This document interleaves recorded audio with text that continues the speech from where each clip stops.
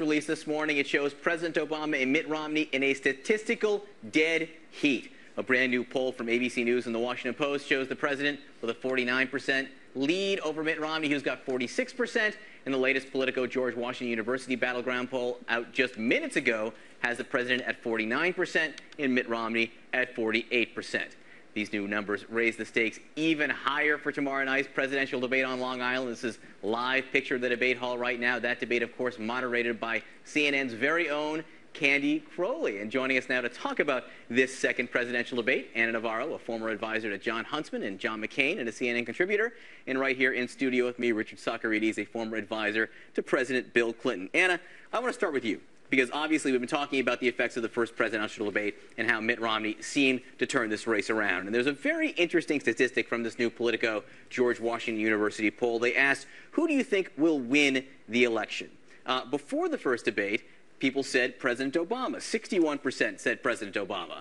After the first presidential debate, it was just 53%. There we go. There's the magic number right there, so you can all see it. 61% before the first debate, afterwards 53%. It really seemed to change the perception of this race. So does it change the expectation game, Anna, going into the second debate?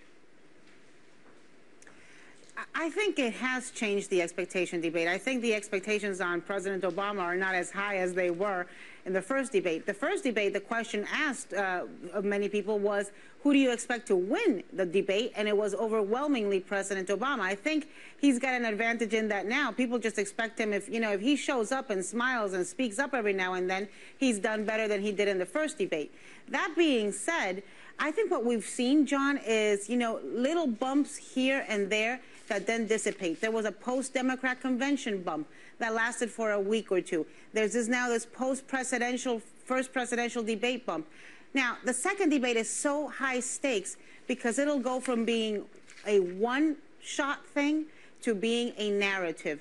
And I think Mitt Romney understands it's part of him continuing the momentum, and President Obama understands it really is about him surviving to live, to fight another day. And, this race, we're going to see it get very, very close. All right, Anna, you say maybe the expectation's not as high for President Obama. It's interesting because some liberals are still setting the bar quite high for the president. Andrew Sullivan writing again in the Daily Beast, and he's been in full-scale panic mode. Now he writes, what the president has to do now is so nail these next two debates, so obliterate Romney in both, that he can claw his way back to victory. But if he manages just evenly matched debates, let alone another Romney win, he's a goner. So Richard Socarides, our resident Democrat here, if the president doesn't, resident liberal. If the president doesn't win this debate outright, is he in fact a goner, like Andrew Sullivan says? Yeah, well, I don't think he should do what Andrew Sullivan suggests, because I don't think we want this vision of a clawing president is not exactly what you want. But he's got, he's got a big challenge. He's got to be more aggressive, and most importantly, he's got to be clear about what the two competing visions are for the country. There are two.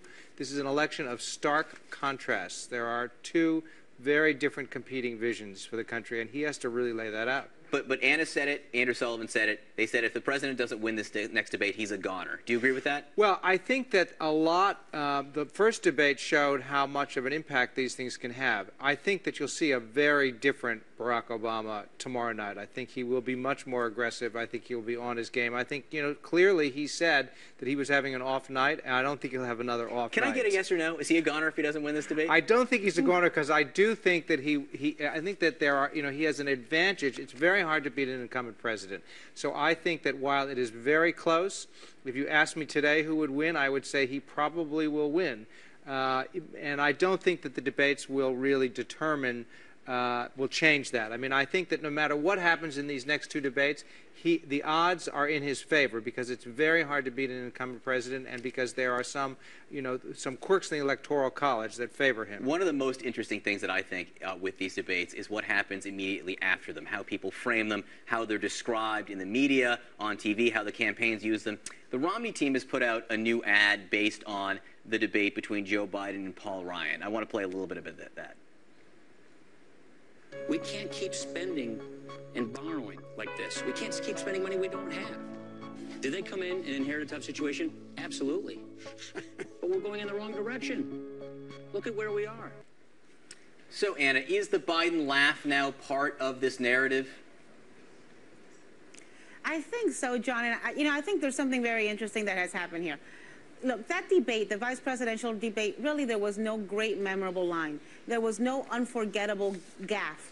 The only memorable thing about it was the sarcastic, continuous interruptions, laughs, smirks by Joe Biden. And as the days have gone by, it's almost it permeated the narrative that much more. It's grown, not gotten less. In the last few days, it's what comedians have used for fodder. So yes, I think it is a big issue, and it is bothering a lot of people. One of the things that we also hear from both of these debates, Anna, to be fair, is the lack of specifics from Mitt Romney and Paul Ryan on their tax plan. They just haven't filled in the blanks there. Democrats hammering them now every day to fill in the blanks. At what point do you think that becomes a political liability?